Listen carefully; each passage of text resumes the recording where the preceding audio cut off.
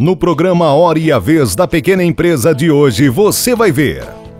O Ministério do Trabalho e Emprego anunciou que o Programa Nacional de Microcrédito Produtivo Orientado teve crescimento de 62,57% no segundo trimestre de 2012. Acompanhe mais detalhes com o professor José Eduardo Amato Balian. No quadro Pequena Notável, conheça uma empresa da cidade de São Paulo que é especialista na fabricação de caixas promocionais e possui uma extensa cartela de clientes. Entre os dias 11 e 14 de outubro, aconteceu a Expo Noivas e Festas, no Expo Center Norte, em São Paulo. Nossa equipe foi ao evento e trouxe mais notícias a você. E ainda, confira uma entrevista com o sócio da área de tributos da KPMG, Murilo Melo.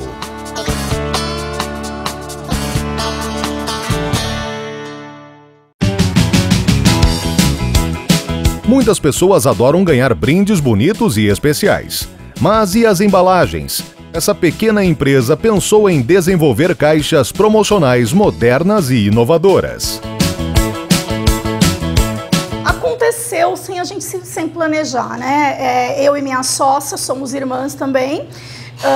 Na época ela fazia faculdade ainda, eu dava aula e aí surgiu a oportunidade, vamos fazer alguma coisa para ganhar um dinheirinho diferente, para usar um tempo que a gente tinha ocioso, enfim.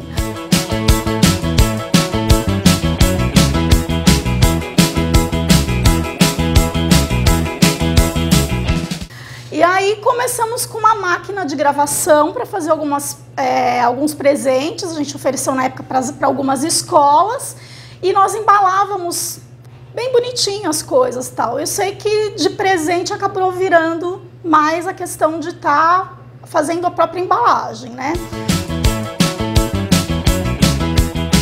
Para a confecção das caixas, a empresa investiu em maquinário moderno e na capacitação da sua mão de obra. Então, as primeiras etapas são cortadas em máquina, né, para ter uma precisão nos formatos, e papelão com revestimento normalmente são papéis de diversas origens, e depois tem um revestimento que a finalização é manual. Né? E esses papéis, alguns têm impressão, alguns têm imagem, personalidade de acordo com o projeto que o cliente idealizou. Você acaba de conhecer uma pequena empresa brasileira que, através de sua dedicação, ideias inovadoras e práticas, vem conquistando o seu espaço no mercado.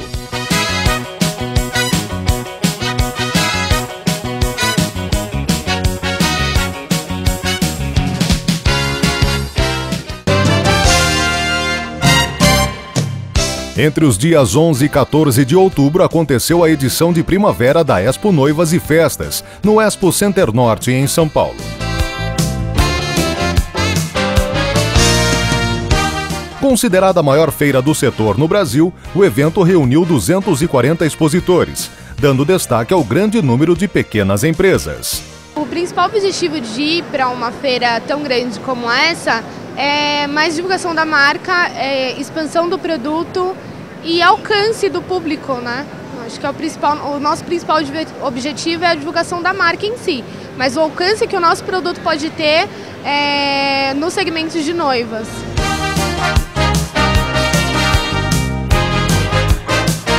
Além de conferir o que é tendência para as noivas e noivos, os visitantes puderam conhecer as principais novidades para festas de casamento, debutantes e eventos corporativos.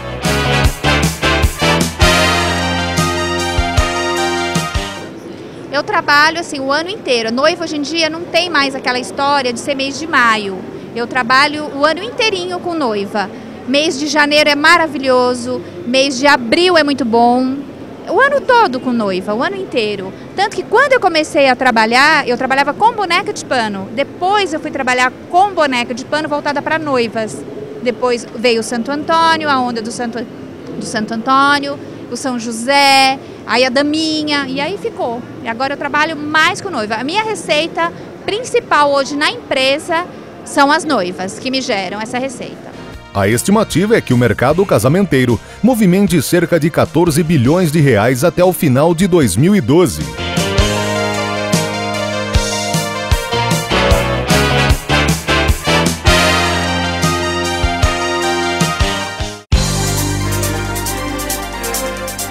Você está assistindo A Hora e a Vez da Pequena Empresa.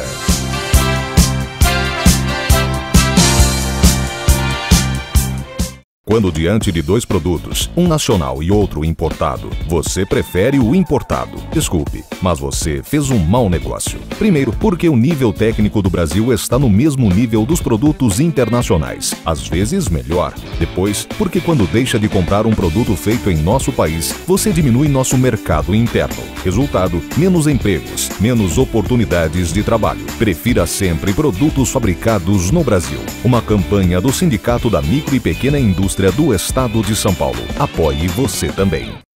Recentemente, o Ministério do Trabalho e Emprego anunciou que o Programa Nacional de Microcrédito Produtivo Orientado teve crescimento de 62,57% no segundo trimestre deste ano. Acompanhe mais detalhes com o professor José Eduardo Amato Balian. Enquanto que o volume de crédito da economia como um todo cresce 17%, 18%, o crescimento para esse segmento específico das micro e pequenas empresas foi de 62,5%, representando um volume muito maior do que o crescimento médio da economia.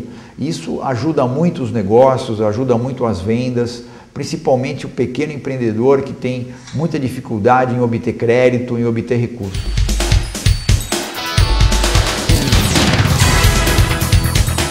Os benefícios para o desenvolvimento da indústria e da economia também são muito significativos, muito importantes, porque a pequena empresa emprega muita gente e tendo mais crédito, né, você consegue comprar mais matéria-prima, você consegue produzir mais, consegue dar mais crédito para os clientes e isso movimenta bastante a economia, gera mais negócios, gera mais empregos.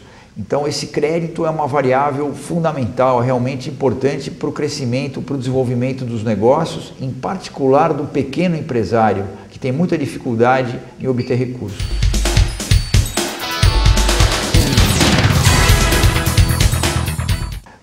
Os bancos têm sido bastante cautelosos nessa forma de empréstimo, as pessoas também sabem que se não pagarem não vão obter mais recursos. Então o empresário também, acho que a tendência é ele conseguir pagar, pegar o dinheiro que ele possa pagar novamente. Acredito que os problemas vão ser poucos, né? Existem, não dá para zerá-los, né? Mas acredito que vão ser mínimos.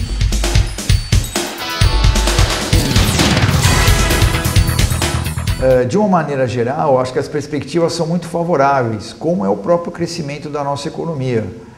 Os bancos, com a queda da taxa de juros, os bancos vão emprestar cada vez mais dinheiro para a sociedade, para as empresas, para as pessoas, e esse segmento do microcrédito é um segmento que deve crescer até mais rápido que o próprio crescimento do crédito normal. Então as perspectivas são muito favoráveis, né? São muito animadoras para esse segmento. Esta é uma boa notícia para todos os empreendedores de micro e pequeno porte do nosso país.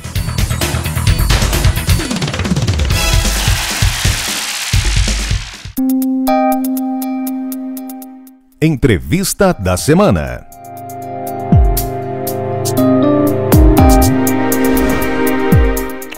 O nosso convidado de hoje é Murilo Melo, que é sócio do Departamento International Corporate Tax da KPMG. É um prazer tê-lo conosco. E o que é isso? Muito obrigado, Cor. É um prazer estar aqui hoje também, podendo falar para você, para todos os telespectadores que vão estar nos assistindo. O meu departamento International Corporate Tax é a área tributária da KPMG relacionada a impostos e tributos federais, dentro do qual está inserida a questão de comércio exterior também, que é uma área que eu atuo, e bastante relacionada com a parte de impostos indiretos, ICMS, IPI, PIS e COFINS, que a gente sabe que é uma carga tributária relevante hoje no Brasil, a tributação indireta. Então, rapidamente, é nesse sentido o que eu faço hoje em dia. Ou seja, Murilo, realmente é uma área altamente explosiva e no epicentro de todas as grandes discussões econômicas hoje no mundo. Correto. Isso é real. Exatamente. Então vamos começar perguntando pelo Brasil. Recentemente, os Estados Unidos mandou formalmente uma reclamação dizendo que o Brasil estava adotando medidas protecionista. Com a sua avaliação. Veja bem, Cury, eu acho assim, é um tema bastante controverso, vamos colocar dessa forma. Ao mesmo tempo que nós temos uma pressão de desenvolver a indústria nacional, tem uma questão também de tecnologia, de inovação, que o produto estrangeiro traz. Em certos casos. Em certos casos, exatamente. De que forma que eu vejo isso? Eu acho que o governo brasileiro ele vem atuando de uma forma bem eficaz para determinados setores, de investigação, da alíquota do imposto de importação, da alíquota do imposto de produtos industrializados, mas ao mesmo tempo você nota que existe um movimento de gerar uma cadeia produtiva trazendo produtos de fora, subsidiados por outros países, e que de certa forma entram numa competição desleal ou desfavorável com produtos locais que são produzidos aqui no Brasil. Ou seja, você vê isso no seu dia a dia, onde o PIB brasileiro aumenta e o PIB industrial cai no Brasil, o que claramente vem reforçar a sua tese de que produtos importados cada vez mais no setor industrial, em função de subsídios, em função de benefícios que outros governos estão dando para as empresas lá fora, para virem tomar o mercado interno numa concorrência desleal no Brasil. É isso. Em certos casos. Em certos casos. Vamos pegar, por exemplo, o setor de calçados, por exemplo. Foi muito afetado pela questão do mercado asiático. Continua sendo. E continua sendo, exatamente. Você tem uma mão de obra sem toda a nossa regra jurídica, sem toda a nossa proteção, toda a nossa tributação, que permite chegar aquele produto na cadeia produtiva a um preço muito menor.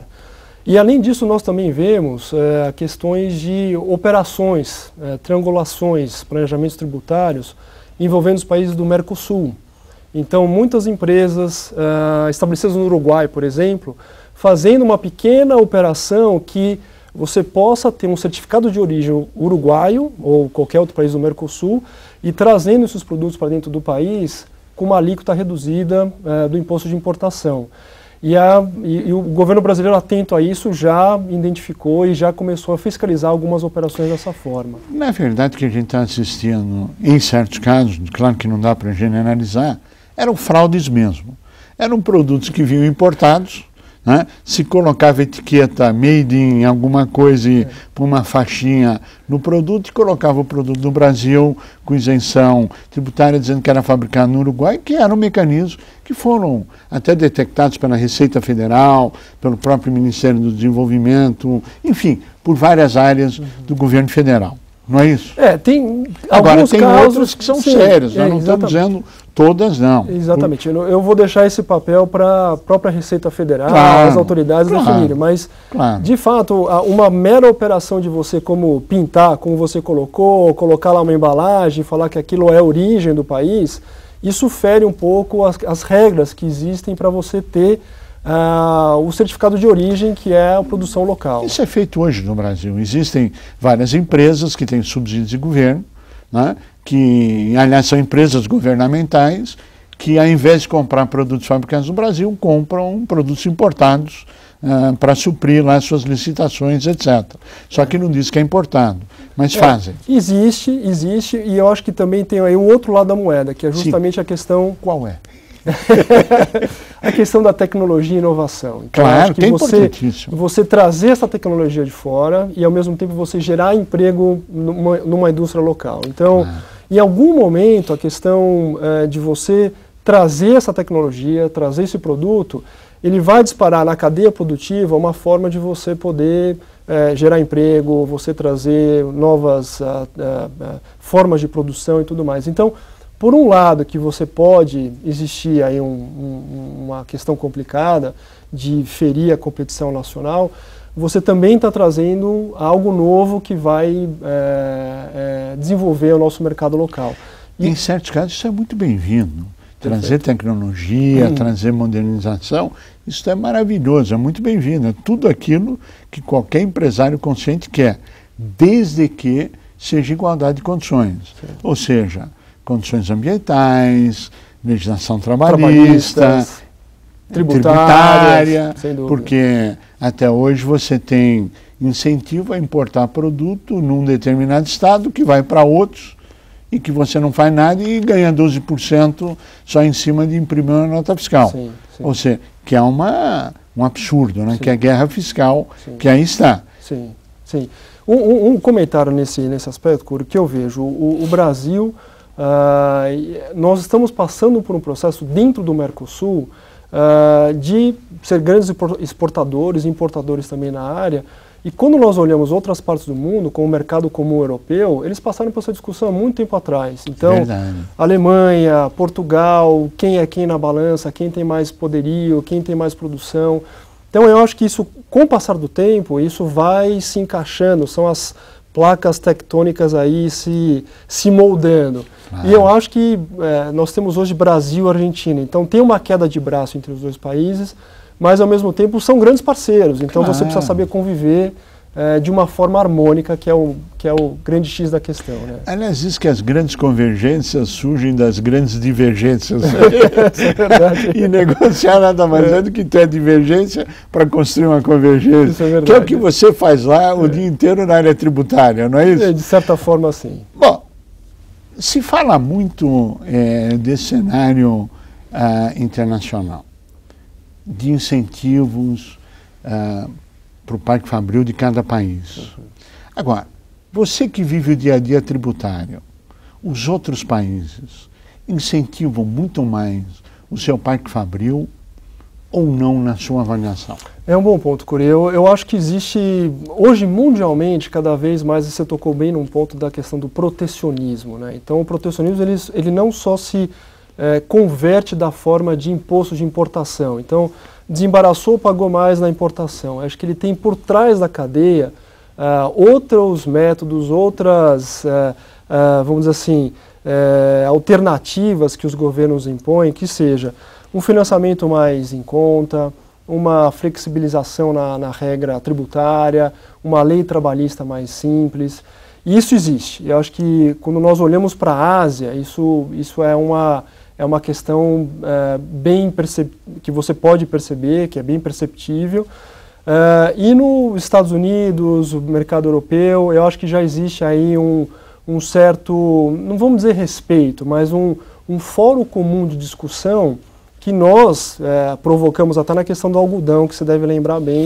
Eu lembro. Que promovemos aí uma ação na OMC. E né? que vocês foram vitoriosos. Sim, sim. Né? Nós, brasileiros. Sim, nós brasileiros, Uhum. mas vocês estiveram envolvidos diretamente no processo? A KPMG? De certa forma, sim. De certa forma, sim. Indiretamente. Ok, muito bem. Agora, vem a grande indagação. Vem a grande indagação. Quando todos os países do mundo hoje, e me corrija se eu estiver errado, cada vez mais estão tentando proteger o seu mercado. E a desvalorização da moeda é uma delas. Sim. Né? Ou seja, um câmbio fictício, ou para cima ou para baixo, que vários países estão adotando. Sim.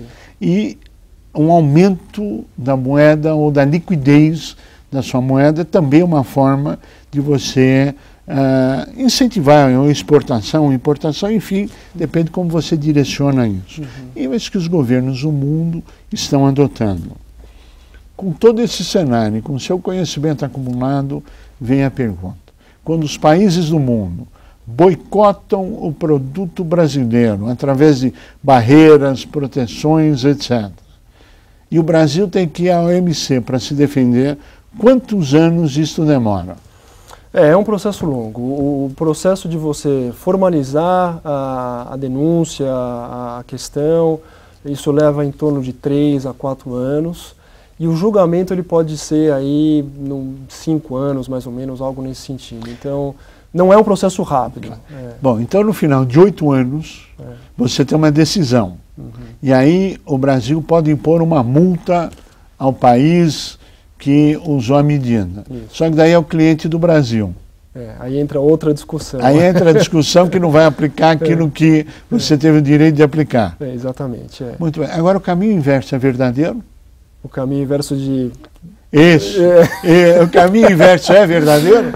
Pode ser verdadeiro. Eu acho que hoje em dia existe um fair play, vamos colocar dessa forma. Então, eu acho que é um fórum em tese neutro, ainda, apesar de ser a OMC. Então, eu acho que esse processo legal ele se aplica a todos os países. Eu acho que o ponto, a diferença que pode existir é na aplicação da multa, que é aí que vai existir medidas protelatórias, negociação, trade-off. Não, te dou aqui, me libera ali, e aí vai e tal. Mas o processo em si, eu acho que ele é um processo que ele corre em pé de igualdade. Não, claro, é um processo fair. É um tribunal. Não, a OMC nós não estamos questionando a OMC. Nós estamos questionando as acusações que o Brasil tem recebido ultimamente de medidas protecionistas. Sim. Porque colocou uma lista de 100 produtos com até 25% de imposto, quando podia 35%. Então, exato, nós não vemos nada de protecionismo, mas queremos ouvir a sua opinião. É protecionista ou não é protecionista? Está dentro, não, vamos reformular. Está dentro da legislação e da regra da OMC, a alíquota de até 35%? Está, em princípio está. Você tem condição de observar a alíquota máxima, a alíquota mínima. Então, a questão é de que forma que isso é visto lá fora, porque são setores que, de certa forma, atraem já um produto final acabado. Claro. E existe uma pressão da indústria internacional querendo questionar aquela medida. E pegar o nosso mercado interno e os empregos do Brasil, que é a regra do jogo. Faz como o Brasil quer pegar parte dos empregos, das empresas, da participação no mercado internacional. Né? Então, não é um jogo de santinho, é um jogo que um quer pegar o mercado do outro, os empregos no seu país e o crescimento econômico do seu país. Exatamente. Para a gente finalizar, que estamos chegando ao final do nosso tempo, a grande indagação, na sua avaliação, o futuro, curto, médio e longo prazo. Você vê um aumento de importações, você vê o fortalecimento do Parque Fabril brasileiro, você vê a insolvência do Parque Fabril brasileiro, com a sua avaliação para quem é industrial e está nos assistindo. Curi, eu vejo as suas duas primeiras colocações talvez como o futuro. Eu não consigo hoje precisar 50-50, 80-20, o que vai acontecer, mas eu acho que o Brasil, nessa questão de importar, a importação vai continuar, claro, pela questão de inovação, de tecnologia, de falta de similar. A questão é de que forma isso pode afetar ou não o mercado. E nós temos desde exportação de commodities até exportação de aviões. Claro. Então a gente tem um parque muito diferenciado. E a exportação, você trazer um produto, industrializar e exportar, é algo que é bem visto, claro, e é bem incentivado pelo governo brasileiro. Nosso parque industrial, e aí é a segunda colocação, eu acho que nesse momento econômico que nós vivemos, Copa do Mundo, Olimpíadas, o pré-sal, é um momento único do país, que você tem muito investimento, muita empresa estabelecendo para cá, para produzir localmente. Isso motivado pela indústria de petróleo, pelo setor automotivo e outros setores de tecnologia, por exemplo. Com apoio, nós tivemos uma lei recente agora, com um pacote de medidas para você possibilitar incentivos na área de IPI, do INSS, redução do INSS. Então, tentando responder, eu ficaria com as duas primeiras questões porque eu acredito no empresariado brasileiro e eu acho que nós temos toda a capacidade de levar adiante aí, a produção e levar nosso país para um outro patamar. Murilo Mello, queremos agradecer muito a sua participação, você que é sócio da KPMG, especialista em tributação, obrigado pela sua participação e a você que esteve conosco, nosso mais profundo agradecimento, com a certeza que estaremos juntos na semana que vem. Até lá!